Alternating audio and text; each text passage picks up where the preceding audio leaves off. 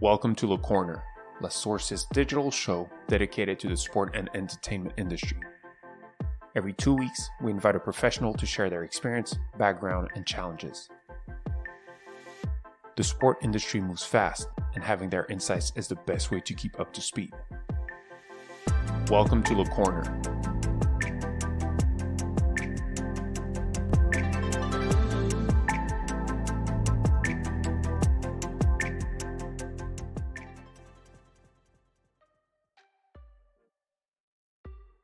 Today we were pleased to receive Alison Lu from the 49ers. For those of you who don't know the 49ers, this is the American football team based in San Francisco. The whole team, the whole franchise embarked on a digital transformation about 10 years ago. And so for about an hour with Alison and Samuel, we discussed how this franchise has been improving its venue experience. We hope you're a good listening and stay tuned for the next episode.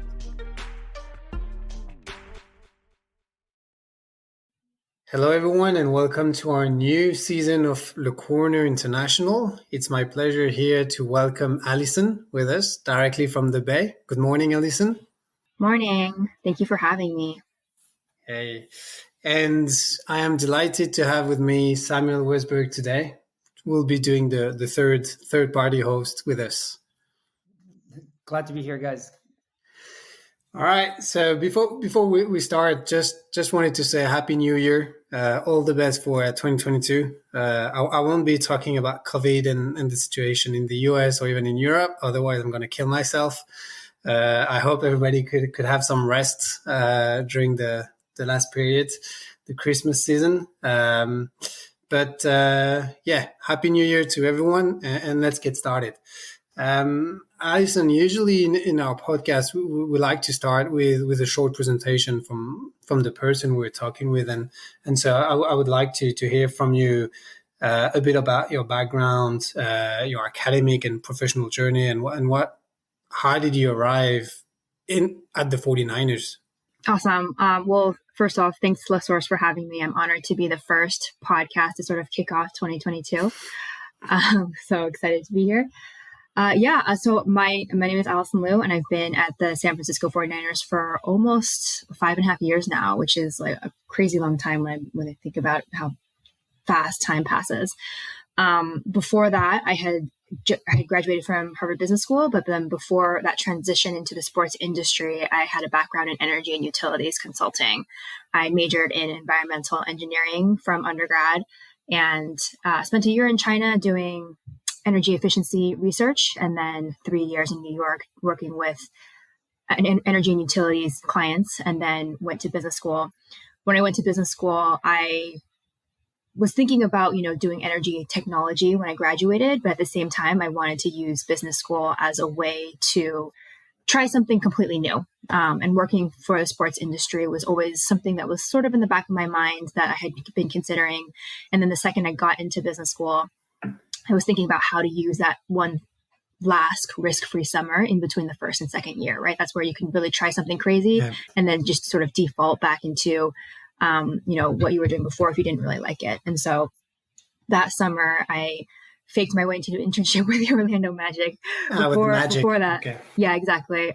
There was nothing on my resume that said, this person might be capable of working in the sports industry. But they took a chance on me. Anthony Perez and Jay Riola. Jay is still with the Magic. They were sort of my first mentors in the sports space. And when I graduated, so I wrapped up my internship there. It was an awesome time, awesome summer to work with them. I was thinking about, my own personal goals as well. And I'm from the Bay Area. And so I grew up in San Francisco, and moving back to the Bay Area was one of my top priorities, because at that point I had been sort of on the East Coast for about 10 years. And so they introduced me to Moon Javed and Umesh Johari of the San Francisco 49ers. And that's how I got the introduction there. And I did a short project with them when I was in business school. And then they offered me a full-time role. And at the time, I actually really didn't know if this is what I wanted to do. I waffled on it for as long as I could. And I kept asking Moon and Umesh to, can I get one more week to think about it? And then finally they were like, no, you have to decide. And so I took the risk. I went with I went with the opportunity that I thought would not come up again. I thought, cool. Transitioning back into energy would be easy if I wanted to.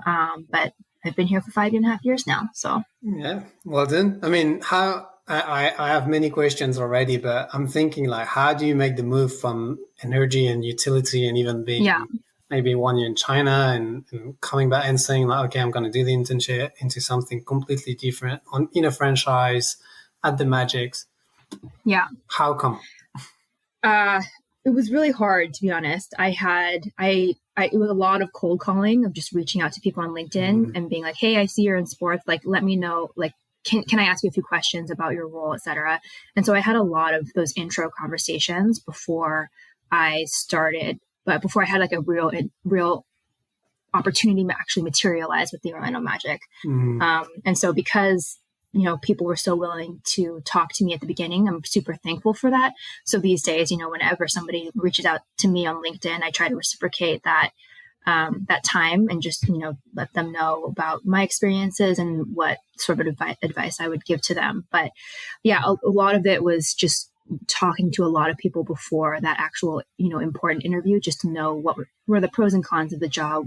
How is the role differentiated with, the NBA versus the MLB versus the NFL? Because they're all very, very different, right? It's not just one sports job. Yeah. It's the same across leagues or across, international waters as well. Did you have a passion?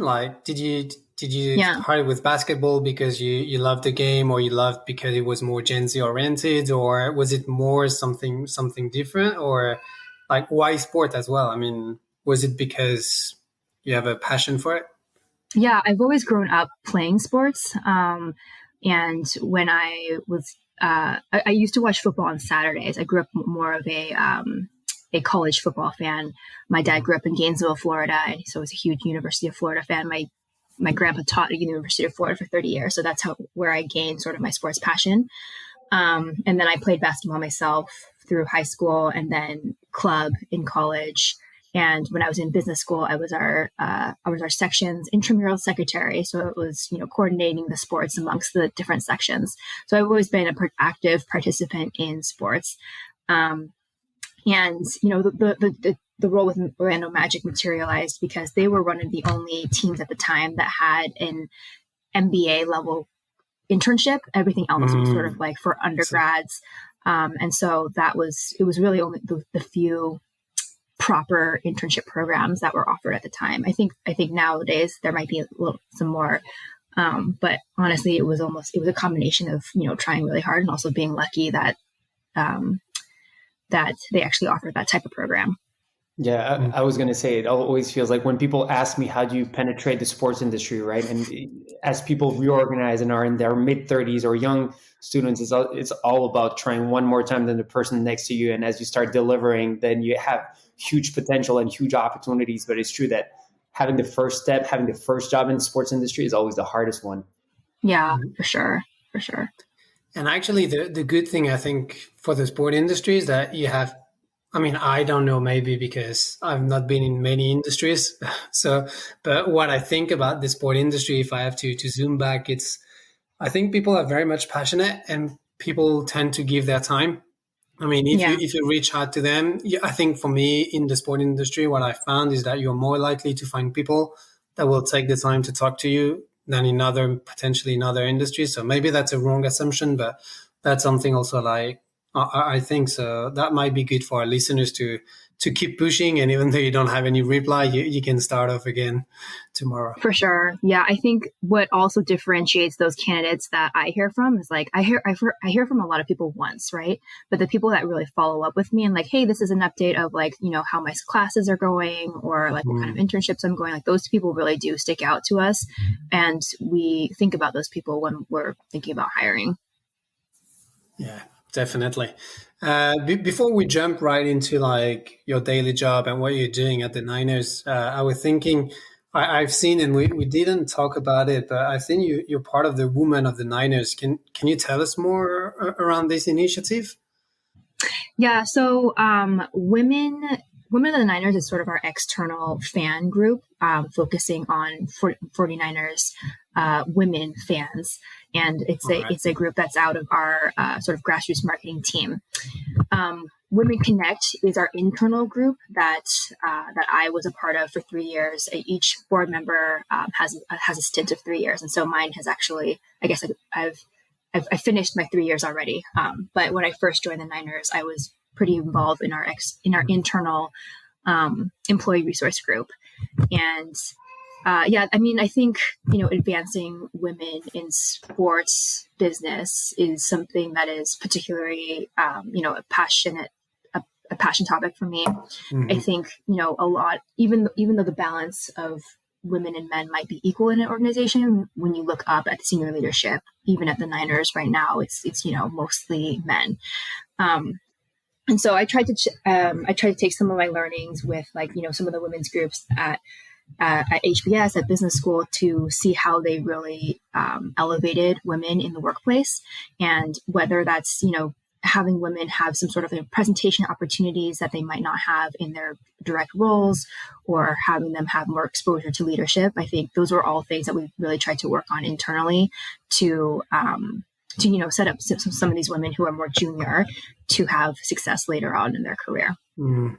Okay, I see. And is that one of your prerogatives as business strategy for the 49ers? Is it also about that parity and pushing women up the ladder, because there's they should have just as much opportunities as the men have? Is that part of your job, or is that something next to your work of business strategy and analytics for the 49ers? Yeah, I think it's always something that's constantly in the back of our minds, right? Whether or not it's part of the Women Connect group at the 49ers, or just, our hiring, when we think about who we should hire next in our business strategy and analytics group. Not only gender diversity, but racial diversity as well, socioeconomic diversity. And yeah, I think it's one of those, I guess, being in sports business analytics, it's historically a group that has been predominantly male. But I think, it takes all of us to try to transition that into a more sort of balanced workplace in both the entry-level positions and the senior positions. We're quite happy. In full transparency with you and our listeners, we're quite happy to have you on as well, because we're trying as well, as much as we can, to invite more and more women, more and more female, because we think it's important. We know the sport industry historically and even today is there are a lot of male, and it's dominated even at C-level, especially by male. But this is why we're also super happy to have you on, also to bring on new perspectives as well. Given the strategy you just referred to, and knowing that it's part of the strategy that the Niners have in terms of targeting some specific group, we discussed briefly about the meme, so the member inclusive menu that you've been working hard with your team with the latest games. Can you tell us more about it? I think it was specifically designed for season ticket members. Yeah, so the member inclusive menu was an initiative that we were super proud to sort of execute successfully this year amongst not only our business strategy team, but it took our stadium operations team, it took our partnerships team, our sales team, our service team, our marketing team, everybody in the organization to roll out an initiative that was as big as what it was. So the member inclusive menu was a benefit that was exclusively for season ticket members, and it included stadium favorite foods and non-alcoholic beverages as a part of their admission to the 49ers games. And no other team has offered a benefit of this size and scale that required, fan education with how the technology worked behind it too, because we used our app. It was a technology powered by VenueNext to verify whether or not someone was holding an eligible ticket for that program. And so a fan would go up to the kiosk, they would order, and they would use their phone to scan a QR code. That QR code would automatically be connected to their ticket, and it would say yes, this person deserves 4 free items, or no, this person bought on the secondary market, therefore we're going to charge this person for 4 items. So yeah, I think if you think about how many people are in our stadium, right? 65,000 people are in our stadium. a lot of them are season ticket members, about 85% are season ticket members, or they got their tickets transferred from a season ticket member. Feeding all those people, within like a 15-minute time frame at halftime is just a huge undertaking for our stadium. And so we're super proud to have executed that program this year. So the menu was literally about menu attached to food. It was an in-stadium experience. It was nothing beyond stadium. It wasn't like a complete user journey. Yeah, it was mostly focused on the food experience in the stadium because, historically, that aspect of game day is not very well received. There's a lot of research that says most people have some type of problem when it comes to ordering food or their food experience at the stadium. And so we were thinking about ways to solve that problem. This was the solution that we came up with. Funny that you're saying that from a U.S. perspective, because the great European experience of going to this venues at the U.S. is that the food service is so much better because the ones in Europe are so bad, but then you can keep improving on it. It's funny. Yeah, I didn't want to comment on that, but that's definitely right. But I was wondering, is there any research? I mean, what made you execute that kind of program? Was it something where you said, like, okay, we need to improve our game day, or where does it come from, more or less? Like, yeah. So the idea came from years and years of survey data. Sometimes my ticket goes for cheaper next to me when it's sold on a secondary market. Like, what benefit am I getting by signing up for, all 10 home games in the season? Another one was the food experience, right? Like, the food experience just wasn't super positive. And so we thought that the member inclusive menu could be a good solution to combine these two, right? Like, only season ticket members are able to get it. And then, it's improving the food value as well, because it's part of the ticket when you sign up to be a season ticket member. I know it's not the topic, but what are the benefits of being a season ticket holder beyond the venue experience? Are you guys working on that, or it's specific? You guys are specifically working for on the at venue experience with your team? Yeah, so the member inclusive menu was the main benefit that was sort of driven from the business strategy side, even though, it took like a lot of our, the rest of the departments in the organization as well. The other benefits are probably more typical to the other benefits that you get from being a season ticket member or a sports team, right? Like, you have exclusive access to certain events, pictures on the field, your own dedicated rep when it comes to troubleshooting your tickets, or even just your experience. Season ticket member gifts, that you get to select which gifts you want. Those types of benefits. I guess today you're also thinking a bit more. I mean, with all the craziness around the NFTs or the metaverse and all these digital and the virtual stadium that will come into place potentially in the future, are you also thinking as part of the menu to bring in on maybe new assets coming up from more the digital side of things? Yeah, so I think we're always, constantly thinking about what new ways we can add value to the season ticket member. Those specific assets that you're talking about, like NFTs, I think it depends on league to league. So in the NFL, for example, that is very tightly controlled by the league. And so we cannot do anything that is outside of what the league, like what league initiatives we have. With the rights. Exactly. And so that one is a little bit trickier for us to sort of think outside the box. But, we have a team that's, dedicated to researching that and what those opportunities might be in the future, so that we can help craft some of what that strategy might be with the league. All right, cool.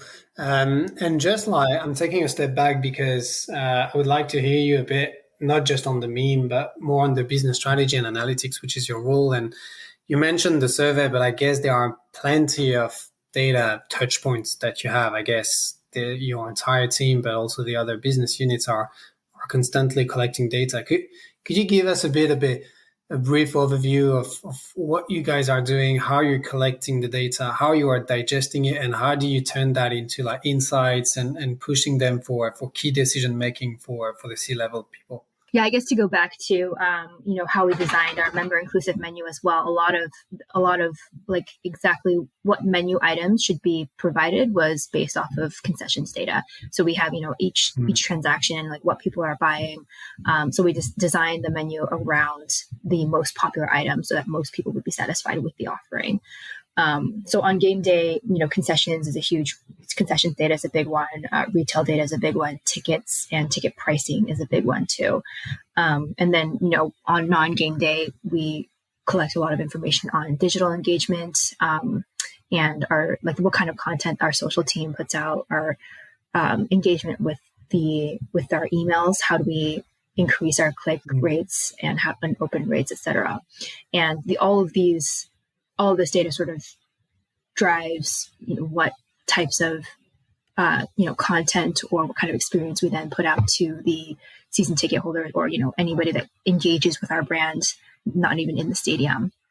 And part of your strategy, I'm thinking because data is just a utility or something that helps you drive a strategy. What for the Niners, what it is it to grow the fan base locally first, like you mentioned, like at venue, in stadium with a better service in terms of like food or whatever comes along it? Or do you have something a bit more international? I know the NFL is also trying, the league is also trying to push boundaries a bit more in Europe. Do you have like specific maybe top priorities that help you like use the data to push in one direction or another? Right. I guess I'll talk about like the larger sort of priorities of our business strategy team, and data just sort of drives all four of those pillars. And so we divide what we do in our business strategy team into 4 buckets. The first one is, driving sales and revenue. And so our CRM and our sales campaigns and optimizing that return on investment. Okay. Another one is fan surveys. And so a lot of data is collected there. Another one is our partner relationships that we have with our concessionaires. So on the retail side, it's Levy, and then on the retail side, it is Fanatics, and then on the concession side, it's Levy. And so all the retail data and all the concessions data, we're helping to drive some of those decisions and help our partners perform better as well. And then the fourth one is the larger bucket of growing the brand, and that is what you would what you were alluding to with like some of the international initiatives and how we can grow our brand beyond the stadium and game day. And so we have a lot of other affiliated businesses there as well. Like, for example, we have 49ers Fit, which is a gym that's open to the public in San Jose. And to launch that gym, we had data around, where are our season ticket members located in the Bay Area? What would be the best location for that particular gym that is, not close to any other gyms, but still close enough to the stadium so that they feel like they're part of the 49ers as well. Data drives all 4 of those pillars. And I wouldn't say that, one is necessarily more important than the other. Those are all initiatives that we're working on a day-to-day basis. Each person in our team might focus on one initiative over the other, but as a whole, as a team, those are the 4 sort of priorities that we drive for the organization. And interesting, is it just because it sounds like all of your activations are very local based, right? For your local community and for the fans, is it because it's your particular unit that is focusing on that, or is it because most of the 49ers community and your fans are basically based in that area that you're not looking at more international operations? Yeah, I think that is about to change because we were just given rights to international markets. And so prior to, I think it was almost like, only 2 weeks ago when we found out that we could now enter the UK and we can now enter Mexico, that like more opportunities for revenue and fan growth are there. I think prior to that, it was a little bit unclear like what we could do in certain international markets. And obviously the league has helped with growing the NFL brand outside of the US. But I think the NFL is challenged in some ways more so than, the MLB or the NBA, just because of football as a sport, right? Like it's not as popular in other countries. And so we do have to think outside the box a little bit, and our revenue opportunities might be a little bit, less. Like an exhibition game is not going to do as well as like an NBA exhibition game does in China, for example. Yeah, absolutely. And actually, it makes me think that the NFL did launch in Europe a while back, and it did really work. Right. But it feels like there's a whole new dynamic with the NFL coming to London, obviously, and now the European Professional Football League that's being launched. So it feels like there's a new momentum to try something new for football to grow outside of the U.S. territory. For sure. Just like I wanted to go back a little bit on the fan experience on game days, because during my time at the RG, like Global Sports Venture Studio, we had Levi as well with us, Levi. And one of the things that I've heard during one of the sessions was around the an SAP tool, the executive huddle or something like that. And actually it was like something, it's a control room that allows you to compile data and information. And I'm not really sure whether it's within your remit, but as you were mentioning the game day experience and all the data you collect around the concessions, I was wondering, is that something part of what you're doing or working with? My teammate Noelle Crooks leads that initiative for our team with the SAP Executive Huddle. So she would definitely be a great person to talk to as well on this podcast.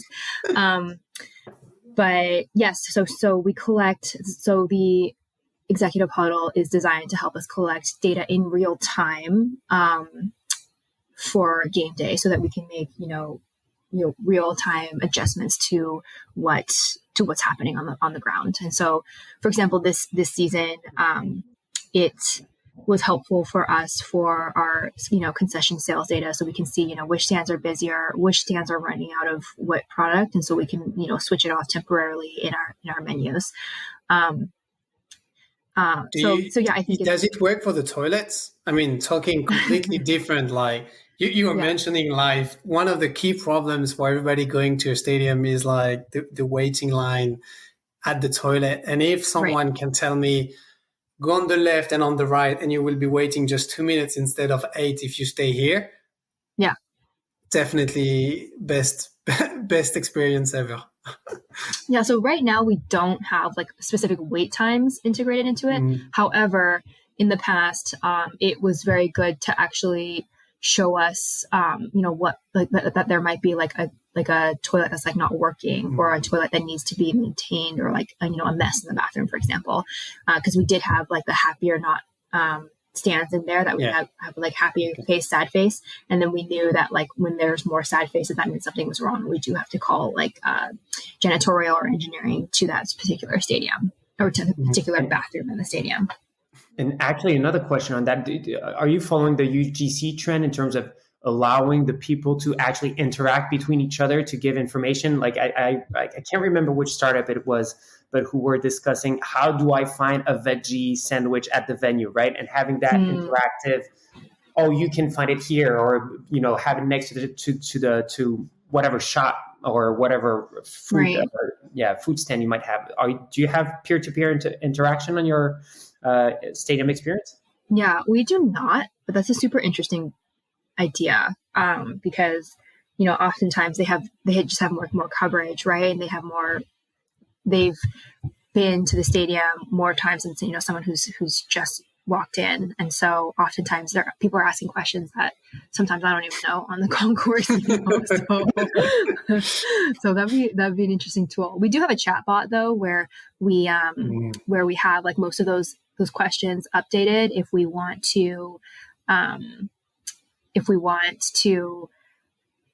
like answer some basic questions. But sometimes, as you're saying, like if sometimes we find out that day that like a certain concessionaire will not be there, and like it's just too late for us to update that question in the chatbot. And so I think that would be a super interesting idea to get like very real time answers for someone that might have just walked by that stand or something. Yep. Yeah, definitely. I don't know if I've missed anything part of your job at the 49ers, but I wanted also for our listeners, because when we discussed it and when I invited you, the interest for us as well was, I know you're also involved with the Elevate in the VC world, and so we were wondering like whether this role is completely integrated within what you're doing at the 49ers, or is it something like you have some kind of a dual role and you have to manage to work one to another? Yeah, so I would say the role is pretty separate, although, I guess historically when Elevate Sports Ventures was just starting, the Insights team was pretty much the team that was executing on the Insights projects, which is like the equivalent of the business strategy and analytics team at the 49ers, was the actual business strategy team at the 49ers. And so all of us at the time worked for some Elevate clients while also having our day jobs as the 49ers. As Elevate has grown, we now have a dedicated sort of Insights team and people that work only on Insights projects. However, there are a lot of us on the 49er side that still do work on both sides. So for example, I have like 2 main Elevate clients right now, as well as, some of the responsibilities I have on the 49er side. Okay. But you're not managing a team on the Elevate side. It's more like you have clients or maybe you have a team and they are helping you to manage the clients. Yeah. So we do have a team. So on the 2 clients that I'm on for Elevate right now, I do have like a team working on those 2 clients. Yeah. Okay. And are those sports organizations, or are there organizations? And they're all sports organizations. So all of our clients on the Elevate side are all sports properties, entities, maybe venues as well. And then some of our clients on the, brand consulting side who might be trying to associate some of their brands with sports teams, are in some way related to, wanting to be exposed to the sports industry. I guess it's non-NFL, right? So the 2 clients that I'm working on are our MLS. It's public information, so we can talk about them. One is the St. Louis MLS team, St. Louis City, so expansion team, and then another one is this Seattle Sounders FC. Okay, cool. Yeah, and can you work with NFL teams as well? We do. Yeah, it's interesting dynamic because we don't actually see other NFL teams as our competitors. Like on the field, obviously, yes. And so, but business wise, off pitch, exactly. Like we all have the same goals of, increasing revenue, improving fan experience. And if we can share that knowledge across other teams, like we're more than happy to chat with them. Yeah, I mean, it does make a lot of sense, right? And it's funny because in Europe, it used to be very competitive between the teams in the local territories, but now it's really very competitive with the super high level teams, right? You will say the top 20 soccer clubs or football clubs when you're in Europe are very competitive with one another, and they're not sharing because their target is really the international audience. But based on what you were saying, the audiences in NFL are mostly super local, so most of the revenue is coming from the local community. So therefore, it's maybe more transparent to share more extensively than it might be in Europe. Right. I think the rising tide lifts all boats in this situation, and so we don't see them as competitors. And I was wondering, part of your job, I mean, I understand the business inside. Is it very much related to what you do within the 49ers? Or do you also kind of monitor the tech and the startup ecosystem from a VC standpoint to make sure you can provide innovative solutions or new ways to improve for these clients of yours? Or is it more related to what you're doing on a daily business within the 49ers? I would say it's probably the latter. It's probably more related to the business that we do at the 49ers. Okay. In the end, like our Insights team at Elevate and then our business strategy team at the 49ers, our goal is to bring data to drive revenue and increase satisfaction. And I think that's most of the projects that we work on the Elevate side, at least from the Insights team, are related to that, whether it's, driving partnership revenue, driving premium suites revenue, having a better understanding of who their fans actually are to, increase fan engagement. Those are the types of projects that we work on for the Insights team. oftentimes they will ask, what are the best practices for this type of app, for this type of product, etc. And we definitely have the research and the resources to help them along with that, with those types of questions. When it comes to, placing startups or recommending startups, I would say the sports industry is a little bit risk averse in those ways. And so I don't think that a client has necessarily asked us for that just yet. But it's definitely something that we'd totally look into. Okay. So it's part of your job as well sometimes when the request come up, or if it will come up in the future, to scout and to try to find the best solutions out there with the best practices. I was going to ask, for the members inclusive menu, did you develop most of what you did in-house, or did you actually rely on so that one was an interesting one because there was no best practice out there, right? Like we had nothing to really base it off of because no one had done it at all. And so a lot of what we were thinking about, we had to come up with in person. And so luckily the technology was already there because VenueNext was doing this with other clients at some of their other stadiums. It was just not at the scale that we had it. And so we worked with them to develop additional solutions along the way to help us with the specific pain points. And we do, and obviously it takes a little bit of time for them to develop stuff. So we have or develop certain features. And so we have a list that we're going to discuss with them for next season to try to make it, even better. And so I think that's one of the important things to highlight there is just having a good technology partner along with you for these types of initiatives where there is no real best practice that you can base it off of. Do you have product that you've been developing for the 49ers in terms of analyzing like ticketing or concessions or specific tools or apps that then you've been just like replicating outside of the 49ers for your clients, or is it not necessarily the case? Yeah, I think I don't know if it's like a specific technology, but oftentimes we will take what we did at the 49ers and then, share that information with our Elevate clients. So for example, maybe it's like the variables that go into a retention model or a lead scoring model, or, how we've developed leads, how we've generated sales campaigns. And at the Niners, we'll take what we learned from those mistakes and from those wins to Elevate clients and say like, hey, this is what we've seen that has worked in the past. This is what hasn't worked in the past. Just so that, they don't have to climb the same sort of like learning curve.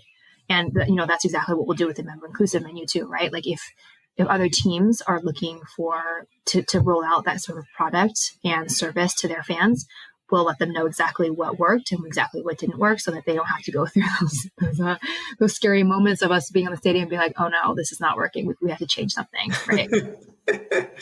Yeah, I guess that's why they come to you as well, because at least you've got the experience and you've crash tested and that seems to work. Exactly. Right. I was thinking to take a step back, maybe a bit more like philosophical question. It's around data. I mean, for long we've been saying data is the new oil, and I mean I've been hearing that for years. For you, like early 2022, if you were sitting with other C-level and that you hear that, what would be your thoughts on that? To which extent data is so much crucial for the sport industry for today, but maybe for tomorrow, in your case? Yeah, I mean, I would totally agree with that. If we were not collecting survey data in our previous years, like we wouldn't have the ability to roll out the member inclusive menu, right? Like if we were not collecting our concessions data, we would have no idea like how to design something for tomorrow. And like all the important data that we're collecting this year is going to influence everything that we do next year. And so I think, having data to really drive those decisions is crucial for us, because there is a lot of sort of what I was talking about before of like risk aversion when it comes to like rolling out new things for sports teams. And this was a huge risk for us. It could have gone completely disastrously. However, we had enough data to say that like, okay, at least it's worth trying, right? And like the upside for this is going to be something that's worth taking that at bat risk. So I think having data allowed us to push this initiative forward and to get people comfortable with trying something completely crazy like this. And who knows what the next initiative might be that we're collecting data for today already on. Yeah. I have one question. As an organization, are you looking to acquire more data points, or are you looking to optimize the data points that you already have? Oh, both. Yeah. Probably. I mean, yeah, definitely both. But I'm thinking about like there are unfortunately data points that we collect that we just don't have the time to even look through. Right? Like even our concessions data, like while we do collect it at an individual level basis, like right now there's not a total. I guess there's not a lot that we could do with like knowing that, for example, I order 4 hot dogs every single game. Like we haven't necessarily used that yet. And so I think there's a lot of use cases for the data that we are collecting that we can think about in terms of like what I think the question though is like, how is it going to return if I know that I'm buying 4 hot dogs? I think those are the things that we need to spend a little bit more time on and just get a little bit more faster in terms of like cleaning that data and making it usable as well. And then there's always data that we're like looking to collect for people that, and I think that maybe this is, treading into those new opportunities as well, right? With the international fans, like what are our international fans engaging in? What kind of content appeals to them specifically, and how do we create that content to pull in new fans? I think that's a huge question that we haven't necessarily found the answers to yet. Cool. For me, I was thinking while you were replying, like the try and fail culture. I mean, this is something maybe because of my background, but I think in the US especially, you are quite good, if not excellent, in terms of like not being that much risk adverse compared to Europe. But when I hear you, it's funny to hear that even in an NFL team, I mean, in an NFL franchise with quite financial and expertise means at disposal and quite an innovative culture, you're still saying like you're still risk adverse. I mean, how come, and how do you try to change that, or what would be your recommendation in terms of like being even more innovative or trying new things? Yeah.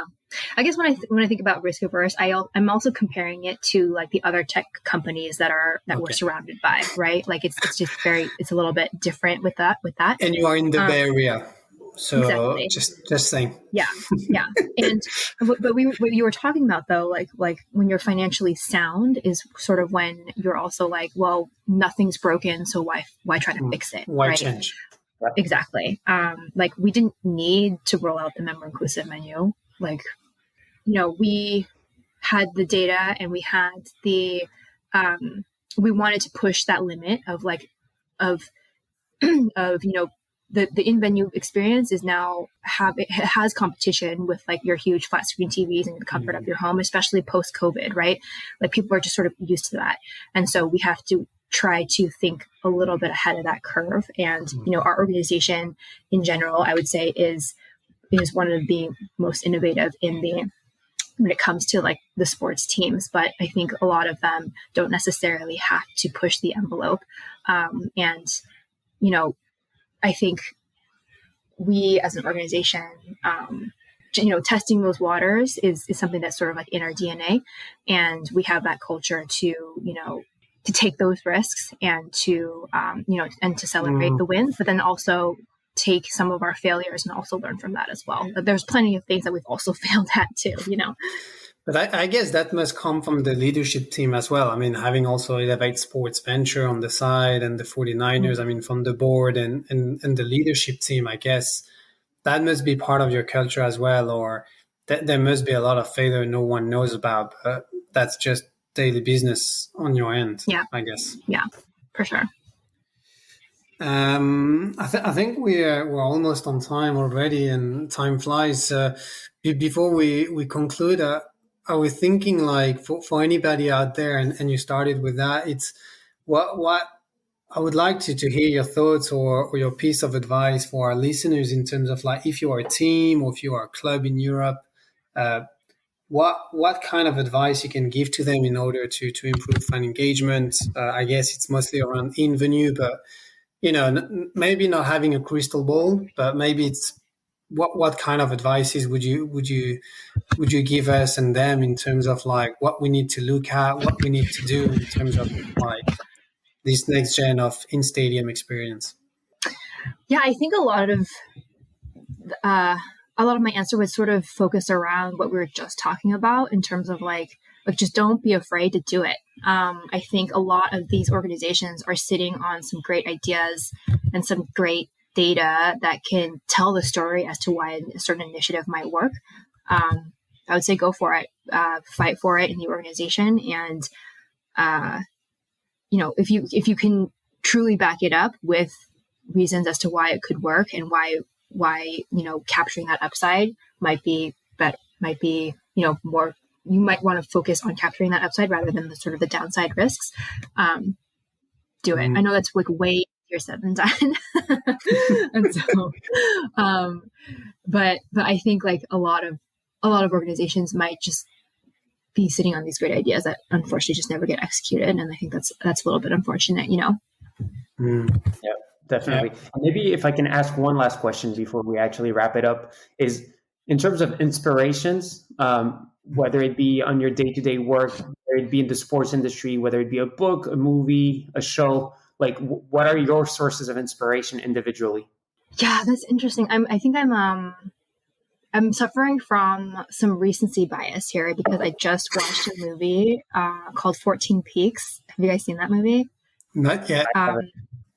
It's on Netflix, and so you guys should definitely watch it. Okay. But it's about a Nepalese mountaineer who climbs all 14 8,000 meter peaks in like less than 6 months or something like that. Yeah, exactly. And I think I think it's like that kind of attitude that is wired in a lot of us in business strategy of like let's just push the boundaries and think about things that no one has ever really done before and just go for it. I think, in his case, like he had like a lot at stake, right? Like he could have died like every single time he was on one of those mountains. Like for us, it might be more of like a financial, it didn't work out financially. And so when I think about that kind of risk profile, it's like way less than what you had to deal with. But I think that like those types of stories are just very inspirational, just like striving to be the best and striving to prove to people that the people that think that like it can't be done, that it can be done is something that I think what we are thinking, that we have in the back of our minds every day. I think I'm done for this podcast. That was super cool, super interesting. Honestly, I think I will continue the conversation. And I will reach out to you because I still have a few other questions. But really, awesome. Thank you very much for your time. Thank you very much for being with us and sharing all of that. I really love as well the first part and the beginning into like the piece of advice you can give to anyone to enter the sport industry. And again, like we said, very, very pleased to have you on and to try to have a bit more of a diverse roster when it comes to invitees on our podcast. So thanks for accepting the invite as well. Awesome. Thank you so much for having me. It's always fun to, share experiences and have a good chat with people who are like-minded like yourselves. Cool. Thank you, Alison. Great having you. Thank you. Bye. Keep in touch. Talk to you later. Thanks for listening to our podcast. We hope you enjoy it as much as we love creating them. If you like the episode, feel free to comment, rate, and share with people around you. You can visit our website, www.lastsource.io, to learn more about our activities. You will discover a wide range of articles and can subscribe to our newsletter to receive the latest tech and sports news in your mailbox every month. Stay tuned for new episodes. Le corner.